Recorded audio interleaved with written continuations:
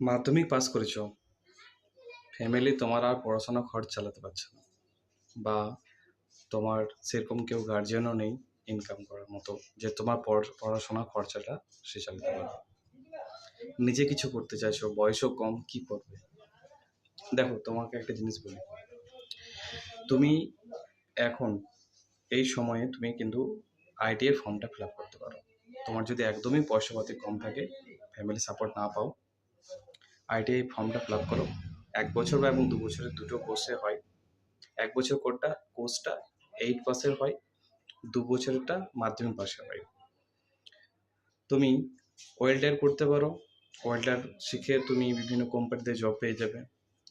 তাছাড়া সরকারি বিভিন্ন ভ্যাকেন্সিতে অ্যাপ্লিকেশন করতে পারো। এছাড়া 2 বছরের কোর্স যেগুলো আছে, যেমন ইলেকট্রিক্যাল আছে, তারপরে ফিটার আছে, তোমার সার্ভেয়ার আছে,